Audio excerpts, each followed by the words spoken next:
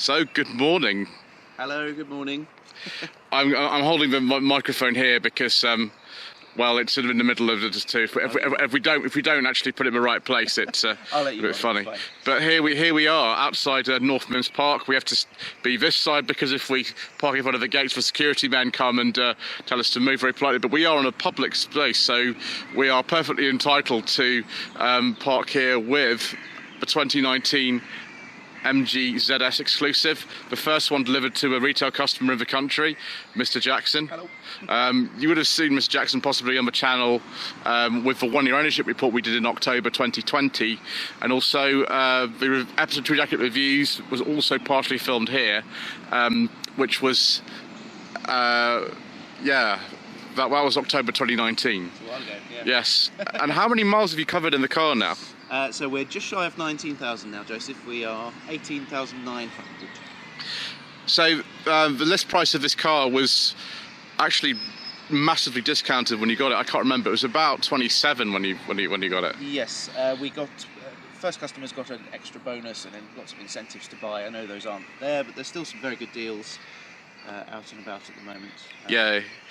Affordable. We know the basic price because the government grants reduced since you bought the car to 2,500. The basic price of this one would be, I think it's about 28.5, but with the tri-coat metallic paint, it would be even more. It's like £750 option, I think. Oh, gosh, I can't remember now. Although I think it was about 495 or something like that, 400 or 500 quid extra. Yeah. I honestly can't remember.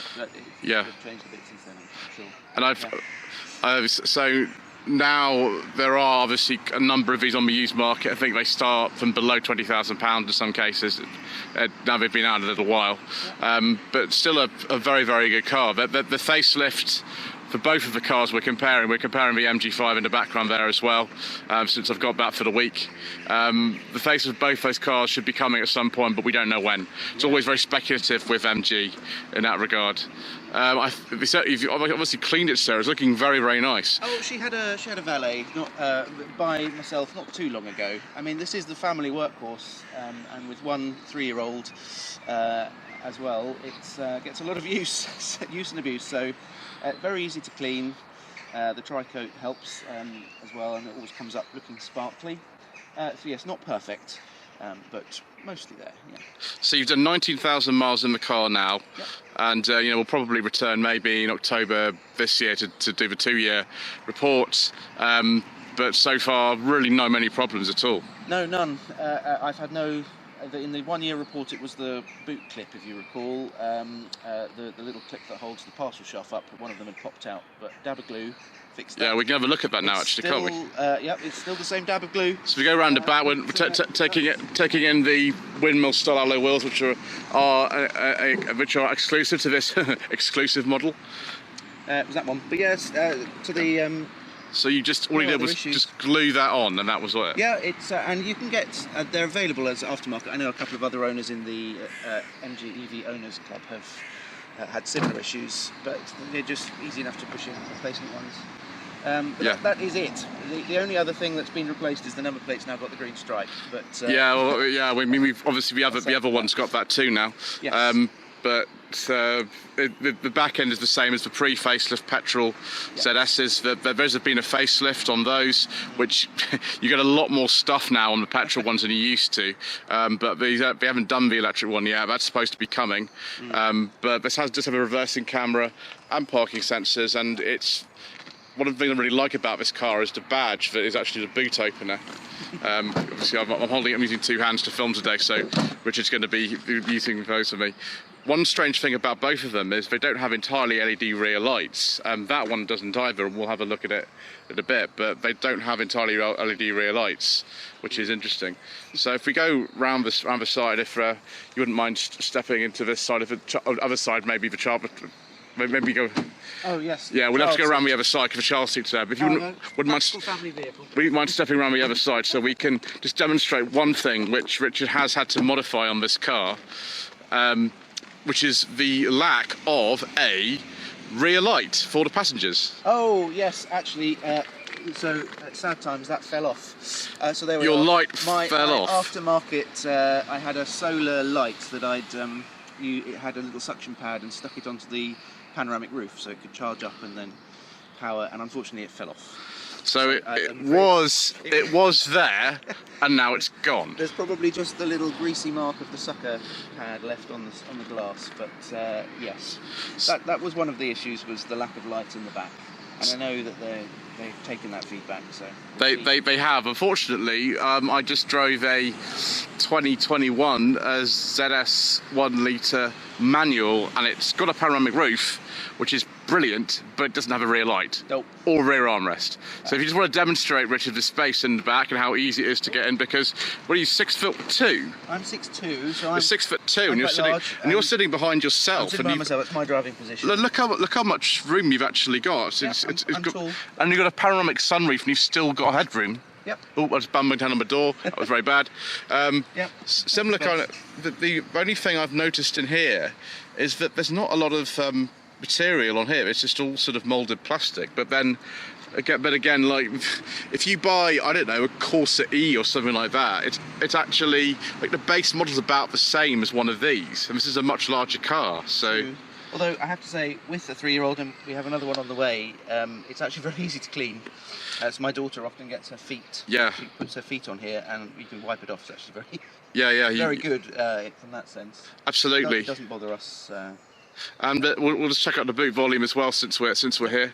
I think it's 448 on these. It's the same as the petrol one actually, which is amazing the way they designed that. I think underneath the boot there is tyre repair kit or something, and all the cable storage. You can't get a spare wheel on the electric version of this at all. You can see you can't get one. It's quite obvious that you can't, but you can store all this stuff. You've got charging cables aplenty in here, and all sorts of other things, haven't you? I have my ironic petrol station jute bag to carry my Type 2 cable. That's quite funny. Which is a bit of irony.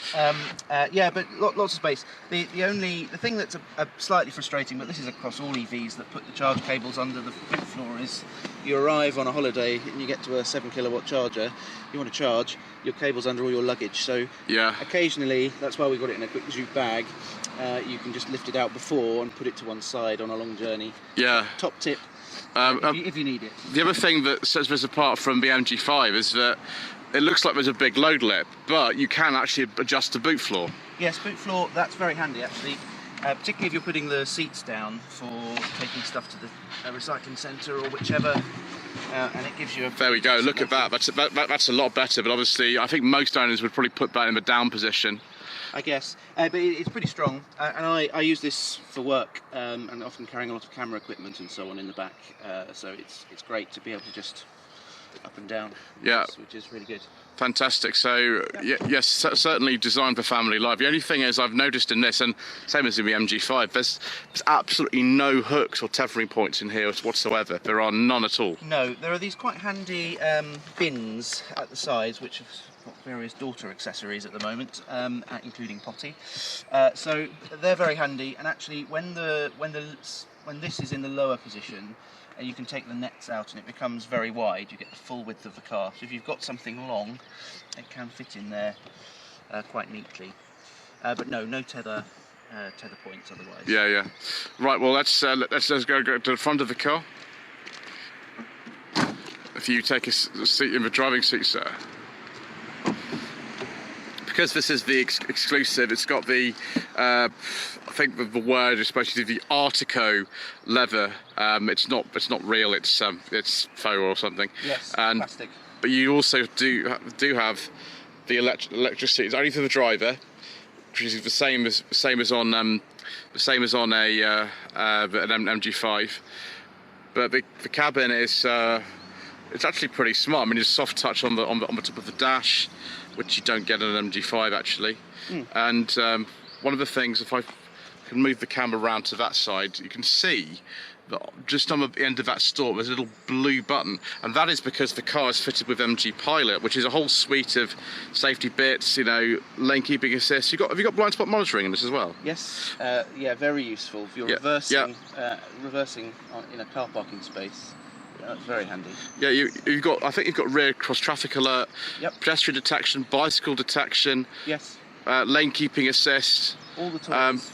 you don't get any of that in an MG5. You get none of that at the moment, which I think is one of the reasons why you haven't actually considered getting one as a replacement for your BMW at the moment. For me, yeah, I'm seriously considering the MG5 to replace my i3. This is actually my wife's car technically, so we keep the ZS. But yeah, when I do use this car for work, if I need to do a longer trip, then I'll take the MG, or all our family trips are in the MG. Then I use MG Pilot all the time. In fact, I would say it's probably the vast majority of my journeys when I drive this car, I use MG Pilot, because on the motorway it's fantastic. Set the cruise, set the lane keep, and MG Pilot, and you just have to have your hands holding the steering wheel somewhere comfortable so that you've got control if need be, but it's wonderfully relaxing to drive with MG Pilot. I wouldn't be without it.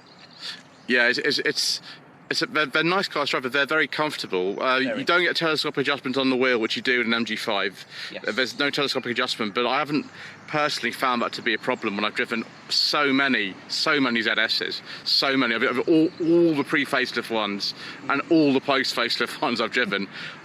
The other thing I do like about this car is if you look at the centre dash, if you just mind turning that on, Richard, is you've got normal dials in it. I like normal dials. I really do like the normal dials, and you can scroll through and see all sorts of information. Now the screen is actually smaller in this car than an MG5. I think the middle display is an 8, which is the same. And I might come around in a second just so we can see that a bit better from our side. But you can go through and the switches down there which say mode and KERS and battery. They're the same as on the MG5, and you can look at the driving modes. There are 3 of those: Sport, Normal and Eco. I've been driving an Eco a lot actually in the MG5, and the KERS just is like regenerative braking. I often run with that in mode 3, although apparently on dual carriageways it's best to put it in 1 or something. But I don't know if some people have said that. But yes, there's the mileage, just short of 19,000. And I'll just pause a second while I come around the other side so we can see the other controls a bit more easily. So we could see here that Android Auto, Apple CarPlay, I think the screen is almost identical actually to the one in an MG5. It's almost the same. Those controls are very similar, although one thing this car doesn't have is an automatic mode for the air conditioning, which an MG5 does have. That panel's almost the same, although for some reason in the car that I drove in 2020, the blue MG5, that had battery label on the switch. This one does not. That's right, actually this button's actually it's quite redundant because it shows you the range. I don't know why particularly they put it in, so they probably realised it's redundant and got rid of it. Yeah, so originally, if you remember all the bings and bongs. Yeah, because this car's had a software update, hasn't it? Yeah, so in the software update, it actually rendered this battery button redundant, because it used to be the only way you could quickly see your range was to pull the toggle, and it would display here. However, now it's permanently, since the software update, it's permanently on the bottom. It's called the Comfort 2 upgrade. Yeah, which is, we don't have the bongs, so do we? No. The bongs are not my favourite. I didn't mind them. It's just that they were they were numerous. There were lots of them. I did serve it. It was they were awful. I do slightly miss the actual chime. I don't miss the frequency with which it used to go off. But it's much more subtle and subdued now. Yes, one of the very clever things about this car is on the standard pre-facelift cars, you only got one USB port, which is about there. This one, there are 2, and they're sort of in there. Yep. And the Android Auto Apple CarPlay one is the left-hand one. Again, similar to the 5. Automatic parking brake in this car. You can turn the automatic function off, I think. Again, I love the auto hold. It's one thing I don't have on my i3. Really, and I'm forever having to flip the park, but on this car I just leave auto hold on. It's amazing. Tease the accelerator off at lights and you go. It's fantastic. Or if you're manoeuvring, you can just pop the parking brake off quickly if you need to do a little shuffle for parking. But it's fantastic. The auto hold makes it so relaxing to drive with. It's easy. Yes, indeed. Would you mind just opening the glove box for me, sir? Of course. See what's in here. So it looks big enough, but the secret mission documents do not fit. They don't fit in there, which is a bit of a problem. Also, potential problem is some of these air vents and the steering wheel look a little bit like certain German premium brands we're not allowed to mention. You've got the cup holders there. There's a little sort of cover on there for, which is very neat. And the pre-facelift petrol ZSs didn't come with an armrest at all. There was nothing. So when this car came out, that was quite good. There's another lidded storage area there too. Yep, nice and deep. Lots of face masks. Lots of face masks. Face masks and RFID cards for charge posts. Yeah. So very well equipped car. This compared with the Volkswagen ID3, this system is incredibly easy to use. Very easy to use. Of course, one of these is cheaper. Even the top model is cheaper than any ID3, than any of them, and you get all the kit on this one, apart from possibly full LED front lights. So we'll just come out now and take a look at the front of the car. So with the lights here, Richard's running the LED daytime running lights, but the actual bulbs of the headlights are projector headlamps, and strangely enough this is the same on the MG5. There are absolutely no fog lights at all. There just aren't any. And an MG3, I don't know why MG decided they don't want any fog lights, but they have. Would you just mind opening the charging cover for me as well, Richard? So it opens like that. It's a bit more elegant than the 5. There's the CCS and the Type 2 just there. Now one thing I forgot to say at the beginning. The WLTP range on this car is 163 miles.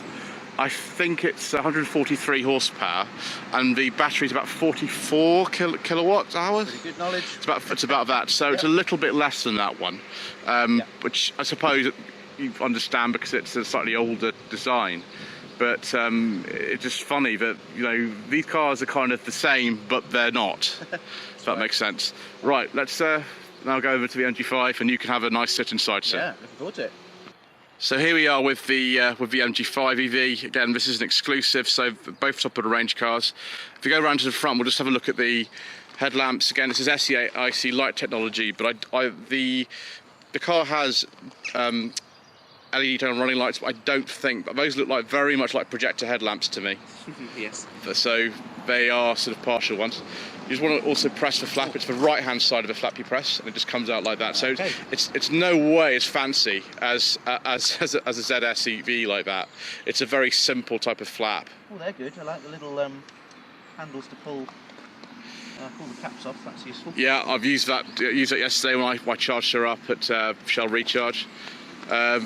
Now, one of the things we have to address is the potential sort of, I don't know, non-copyright infringement. This car looks a little bit like a certain German estate car from about 10 years ago from the front.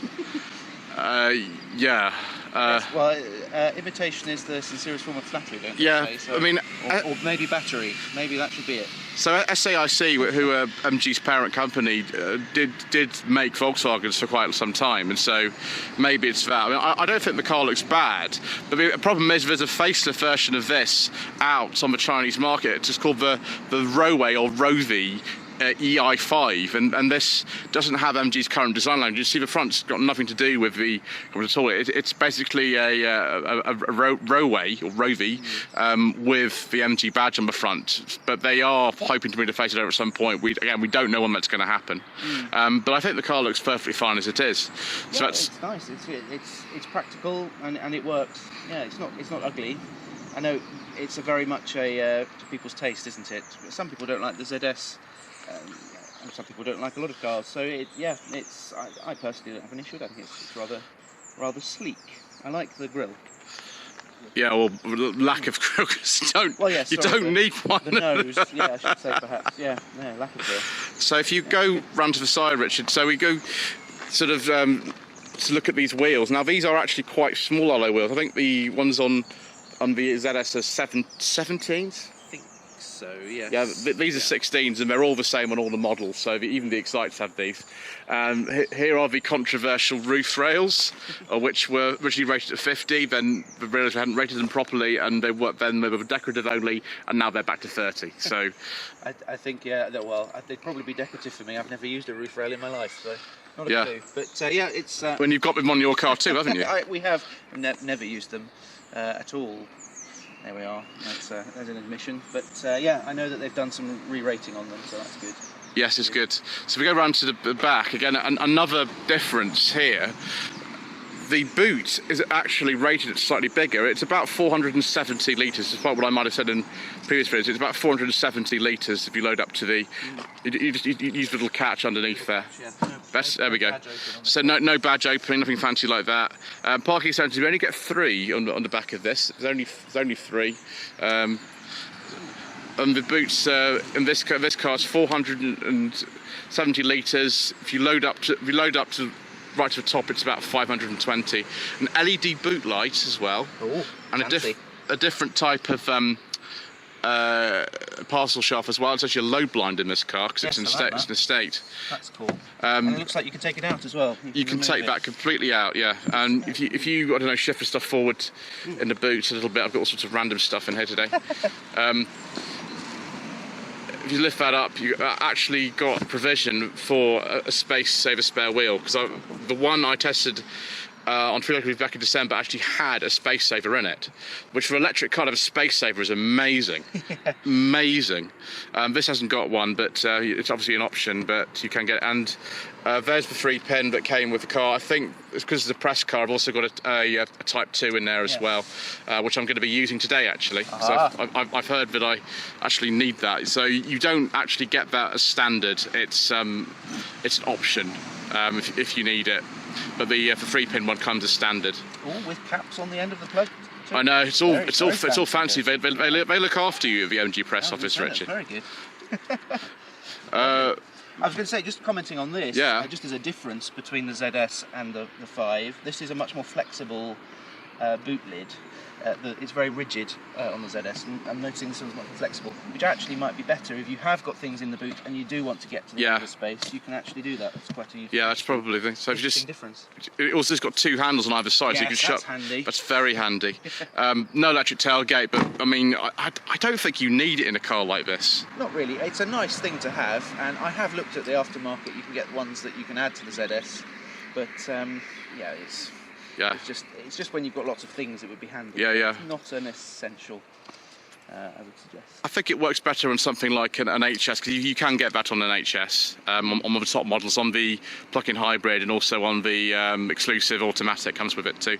Right, if you want to take a seat in the back as well, Richard. So the access is very different. I mean, you've got to put your head right down, otherwise you clang it on the side of the car. Yes, So Richard's got enough room, but he's definitely not got as much room as in the ZS EV at all, really. Yes, it feels a little bit more enclosed. I'm looking at the grab handle rather than out the window. Yeah, I mean, I can hardly film you into my face. It's just different. So another difference. So if you look to the right-hand side of you, you've actually got an armrest in the middle. Gosh, it's actually, I know, it is total luxury. You've got an armrest. The same sort of fabric as on the ZS. It's sort of Artico leather type stuff. And do you have rear USB ports in your car? We do. There's only one. Yep, you get 2. We put an adapter in to split it to 2. But there are 2 here. So you actually get 4 in this car, which is crazy. Yeah. Again, it's the same type of idea on the rear doors, although there's a little bit more fabric here. There's a bit more fabric on there. But strangely this bit in the middle hasn't got any, so it's a little bit different. But it's noticeably different without the panoramic roof, I will say. You also don't get a rear light again. There isn't one. It does feel a little. It does bring it in a little. But right, so maybe you want to go round to the front, sir. The driver's seat. That's the seat that you want, isn't it? When you own an electric car, you want to drive it. So we'll go round to the front. And we've got the key there, so if you need to sort of turn things on, then you can. So if you just What, it's low it in is comparison. it is quite low Wow. because this is an exclusive. We've got the electric seat adjustment for the driver as well, but everything looks very familiar. But that central screen in the middle is much bigger. Yeah. It's much bigger. Gosh, yes, that is different. Yeah, and you'll see with the selector down there is nothing saying battery. There's nothing at all. Just Yeah. mode, key, RS. Okay. So it works in much the same way. It's just it's a bit different. So the climate controls and things are actually down there. Yep. They're working much the same way, but they're also in automatic mode. So it might actually have climate control of this car. I don't know how to say that, but it might do. Yeah.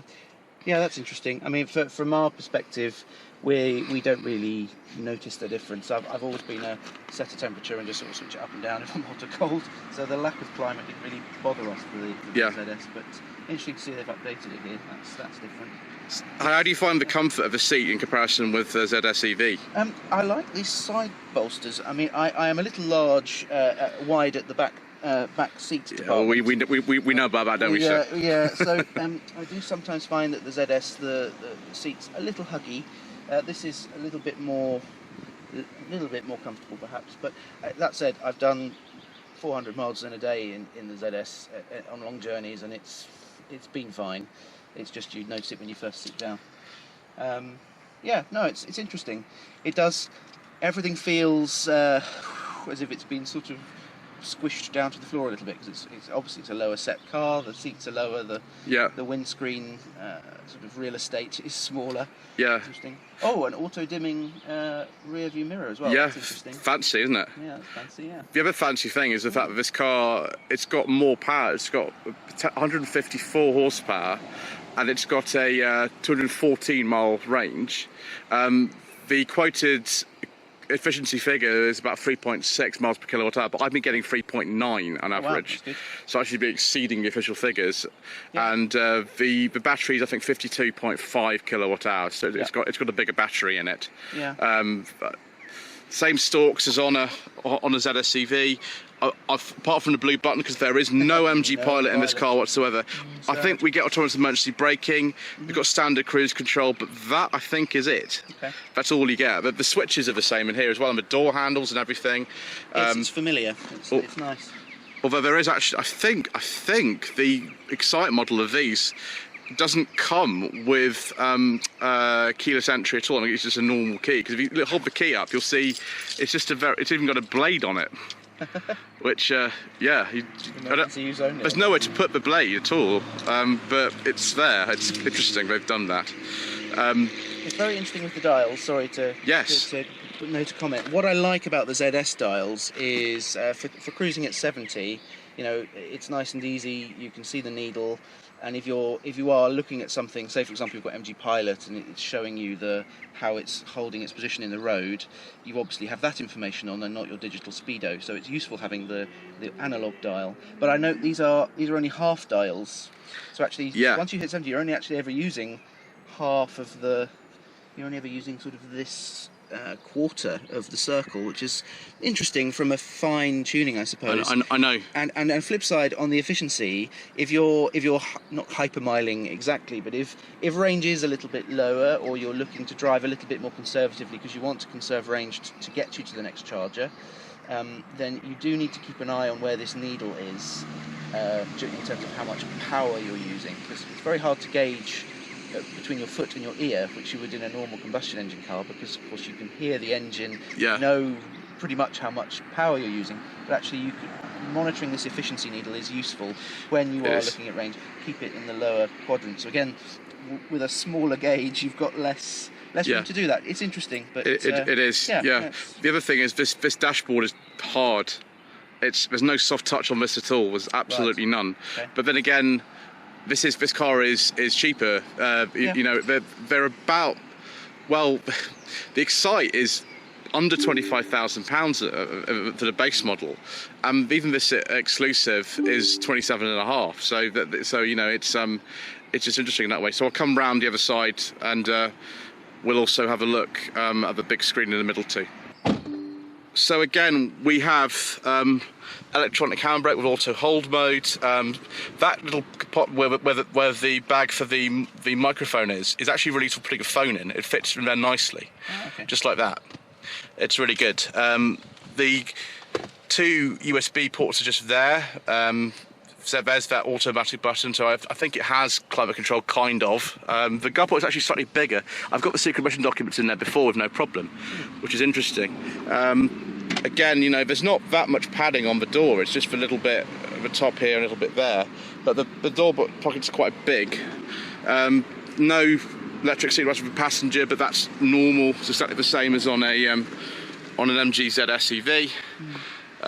But yeah, the screen's virtually the same. I don't think there's any difference in that central screen whatsoever, apart from the fact that this car's got heated seats. Obviously you can see the heated seat buttons there, and it says music, and music is a bit useless because I've tried it to sort of bring things up, and it just kind of puts on the radio when you're trying to sort of do things. And thank you for putting that on, just so I don't get any copyright infringement. You're welcome. But yes, it looks like you've got plenty of room for your driver. It's a different thing. The seat actually in its lowest position, which feels a little bit high from my point of view, but that's sort of where it is. Yeah, no, as a driver, unlike in the back where I felt a little bit cramped and unable to see, I can see my visibility is really good. These mirrors are good as well. There's quite a good amount of visibility from those. It feels very familiar to the ZS with just a few subtle differences. Yeah. I quite like the centre console's quite high up in the ZS. It's much more flat with the cup holders and so on. And I quite like that you sort of sit in your cockpit. So this feels a little bit more traditional car, actually. Yeah. Being a bit set a little bit lower. But everything is where you'd expect it to be, and well within reach, which is great actually. You don't need fussy. It's nice and simple. Again, that you can see black buttons on the end of the stalks and MG Pilot. We've got the cup holders. We've got the big central armrest again. Yep, that's good. Well, in Artico leather things. Does it have a slot for your charge cards? I don't know. It's got it doesn't. one big difference. You can see the steering wheel's quite far out. This has telescopic steering adjustment, which I've put in the furthest back position. So yeah, but obviously electric seat in this as well. It's a nice comfy wheel. I'm pleased it's the same wheel. It's nice. Yeah, it's the same wheel. I think that MG put in virtually all their cars. I think all of them are like that. Again, I just say it's just a lot easier to use with something like an ID3. There's no touch buttons on the steering wheel, which you don't. It's a bit silly. But the infotainment system is quite simple. It's quite easy to use. Yes, it just. I think which one of these you prefer is really just up to what your personal standards are. If you've never had an electric car, this might actually be quite good. If you don't need the extra stuff, it is cheaper. The boot is a little bit bigger, and perhaps a lot of people don't want SUVs. There's a lot of people who don't want them. That's true. And this just looks like a normal car. I mean, designed is, I think the word we'd use is derivative. The facelift will be coming out. Something that looks a bit better. I mean, it looks fine. You know, I think it's great. It's just having seen that facelift and having seen the MG ZS facelift on the petrol, you kind of then sort of want it, don't you? If you don't see it, you don't want it. That's right. Yeah. Very true. I think that's it, isn't it? Yeah, I think so. I mean, it feels very familiar. The size feels good. I can see the bonnet. What I like about another thing I like about the ZS, although it is a bigger car, it is one of the biggest cars I've ever owned. It doesn't feel very big. The footprint is decent, and there are some really nice bonnet creases, which really help you with positioning it on the road. That's something that both my wife and I found really useful. And similarly with this, again, the bonnet, although it is much more. It's a little bit more stubbier. There are still some nice creases. I feel like I can know where the car's positioned, and as I say, the visibility is good around. It doesn't feel like a big car. It feels like a good size, and yet in here there's tons of space. So the biggest problem with both of these cars, in terms of I think parking, you cannot get front sensors. You cannot get a 360 camera on either. And you can get I think dealers will fit you front sensors if you want, but 360 camera, that's only on the HS or the facelifted petrol ZS. Yeah, maybe it'll come in time. For me, a front sensor would be very handy. Not because I'm rubbish at parking. It's more with the charge port on the front. When you're approaching a rapid charger that you're unfamiliar with on a journey, you need to be able to confidently stop, know that you're not too close so that you can't get your charge flap open and your CCS connection in, or even that you're going to crash into the charger. So it would, if you're putting a charge port at the front, it would be handy to have a front sensor side. Yes. Yeah. Right. Let's take a pause here. So I have to stand up because I've got cramp in my leg. So let's take it. Have a comfy seat. And then we'll go and stand by the car.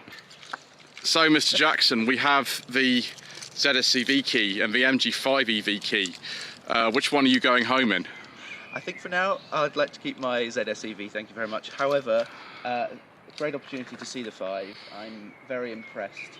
And I would say if you are put off a little bit by the look, if you think it looks like some German car, go have a try. Because there's quite a few people where I've suggested MG and they said, oh, MG, are they still going even?